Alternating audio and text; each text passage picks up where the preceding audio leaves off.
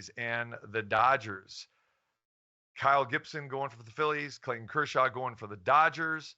Uh, Heavy line here with the Dodgers as expected, minus 220. Probably a good opportunity for the run line in this one. But, the way the Phillies have been swinging the bats, maybe a little bit scary here today. The total in this game is 8, which is kind of high for a Dodger night game at Chavez Ravine.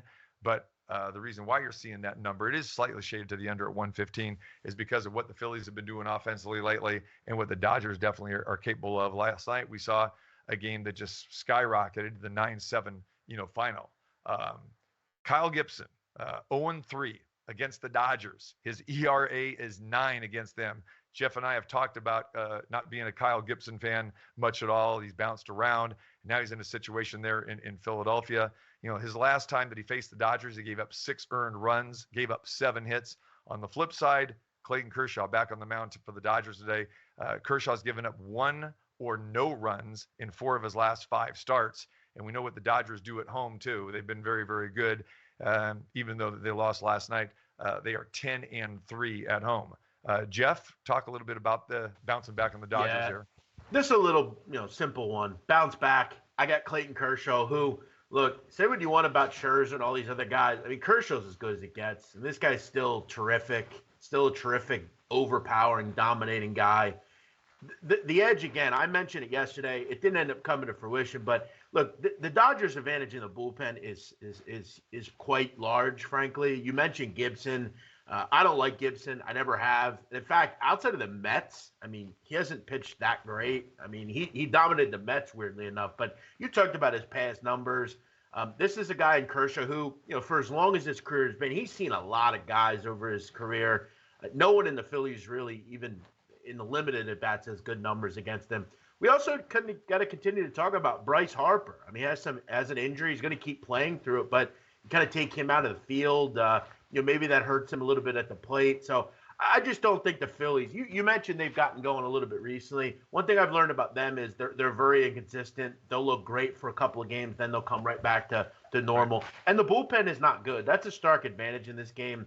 I'll gladly take the Dodger lineup back to back. I'll play them here. I'll lay the 1.5 runs. I don't love doing it with a home team, but I think they come out here and have a really nice vintage 7-3 type of win. Right. Matt, thoughts?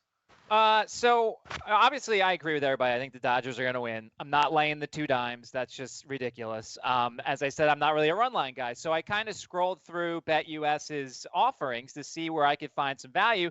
Part of me thinks, all right, the Dodgers team total over is worth a look. But once again, I don't like necessarily taking them as much because I'm not guaranteed that 9th inning. If they're winning, they're only going to have 8 at-bats. And if they score 4 runs through those 8 at-bats and they win the game, then I lose because the team total is 4.5. So I was scrolling down, I was looking, and there's a category called most hits, and it's the Phillies, the Dodgers, and tie. And obviously a tie could come into play here. I don't think it will, but I'm getting the Dodgers at minus 135 to have more hits than the Phillies in this game. And you've got one side with Clayton Kershaw, who's really good, and you've got Kyle Gibson, who doesn't give up a ton of hits, but like as we talked about with Zach Greinke, Gibson hasn't faced a lineup of this stature yet this season. And several guys have really good numbers. Mookie Betts has really good numbers against Kyle Gibson. And then the Phillies bullpen, as we've talked about, is not good either. So in theory, to me, I could see a game where the Dodgers crank out, 10, 11, 12 hits, the Phillies crank out 5. I win this bet rather easily, and I'm doing it at a minus 135 price. So this is where it pays to kind of look outside the box and decide, like, all right, I think the Dodgers are going to win. If you're a run line guy, take the run line. But if you're not a run line guy, how else can I take advantage of this? And I think this is a bet that does it. By the way, one other statistic, the Phillies have faced 9 left-handed pitchers, starting pitchers this season. They're averaging 6 strikeouts in those games. They struggle terribly against left-handed pitching. A Kershaw K-prop might come into play in here as well. But I'm trying to find a way to play the Dodgers, and I think I did so with this more hits prop than the Phillies in this one. How about that, TC? Matt to delving into the weeds, finding. Listen, real quick, he is right, though. I mean, Kershaw's been dazzling. I mean, outside of that one start against Atlanta, in all their 4 starts, I mean, I think 2 runs he's allowed. I mean, he's been dazzling. So, is this the vintage, best pitcher in baseball? I wouldn't say that, but he ain't that far off. This guy's still got it. No, and he's fresh enough too. I mean, early in the season, this is when you can get Kershaw. You just hope that Davey Roberts doesn't screw this thing up like we've seen him do time and time again. And they got a way better bullpen though. Yeah, well, at times they do. I mean, they didn't last night. And again, the Philly bullpen, Knable, when I watched him last night, he was scared, to come in there like, oh man, I'm going to blow this thing. So yeah, it's crazy. And back to Harper, you bring up a good point. You got to watch Harper because he's injured. He had that MRI yesterday, and they say, well, you know what? We're just going to let this guy continue to play through it. But for the next month, he will not be out in the field. He's going to be a DH only. And I know he doesn't like that. Will it affect him? We'll see. Well, last night, the second pitch he saw, he launched it over the fence last night. So Harper is hitting well, had a big game last night. And again, he delivered a big sac fly in the ninth inning as well too.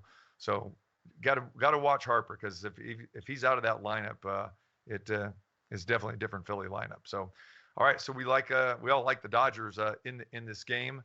Jeff and I are going to go with it, whether it's a run line or straight up, banking on the Dodgers to get the W. They've lost 3 out of the last 4. Tonight's the night. And if you can find, that prop, Matt brings up a great point. More hits for the Dodgers makes a lot of sense there. -135, more hits than the Phillies tonight.